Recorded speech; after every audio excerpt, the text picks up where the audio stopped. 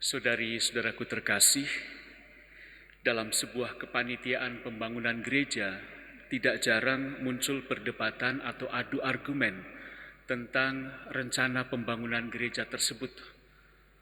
Ada yang mengatakan mungkin harus indah, harus megah, besar gitu ya. Tapi ada juga yang mengatakan yang sederhana saja, yang penting umat mempunyai gereja, tempat untuk berdoa, tempat untuk menghadirkan rasa syukur kepada Tuhan. Memang biasanya ada orang yang selalu menghadirkan semacam impian-impian yang ada dengan menghadirkan dan menampilkan kemegahan-kemegahan. Tidak jarang ada orang yang mengatakan, udahlah jangan tanggung-tanggung, yang besar, yang megah, yang indah sekalian. Gitu. Saudari-saudaraku yang terkasih, bait Allah di Yerusalem berdiri megah dan kokoh. Banyak orang membicarakan dan mengaguminya, bangunan yang dihiasi dengan batu indah dan berbagai macam barang persembahan.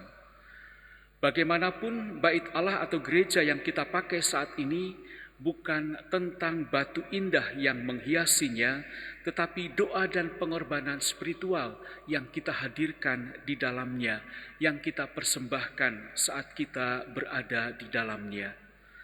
Banyak orang tertarik dan bangga mengagumi pencapaian umat manusia. Kita bahkan mungkin lebih membanggakan teknologi kita, transportasi, komunikasi, dan hiburan yang luar biasa. Semua hal ini baik dan dapat digunakan untuk kebaikan pula. Tetapi sementara itu ada juga orang yang membiarkan diri mereka menjadi sombong dengan kebanggaan dan melupakan siapa yang menginspirasi proses pencapaian yang luar biasa dari kehidupan manusia. Dalam Injil hari ini, Yesus menanggapi kehancuran bait suci secara terbuka. Dia mengatakan, akan tiba harinya segala yang kalian lihat di situ diruntuhkan, dan tidak akan ada satu batu pun dibiarkan terletak di atas batu yang lain. Barangkali maksud Yesus bahwa keruntuhan Yerusalem menjadi suatu tanda atau lambang dari kedatangannya untuk menghakimi dunia.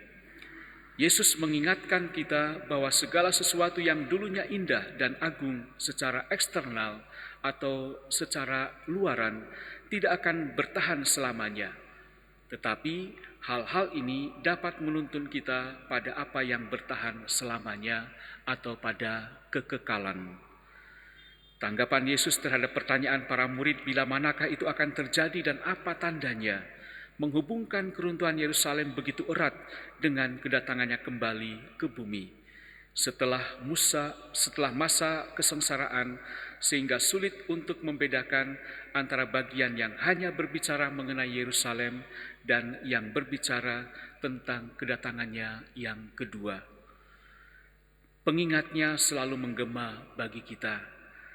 Kamu tidak tahu hari atau waktunya.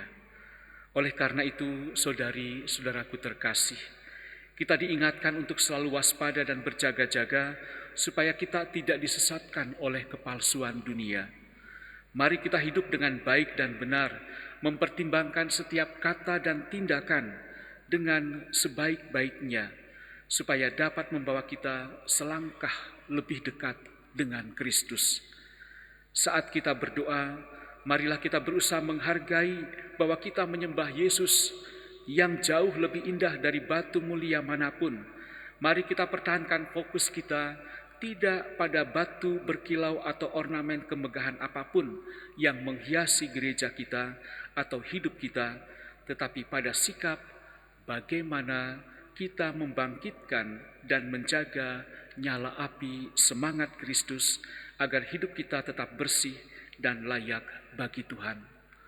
Hal ini tentu sudah diteladankan, dihidupi, dan dinyatakan, diekspresikan oleh Santo Andreas Dunglag dan kawan-kawan para martir yang kita peringati hari ini.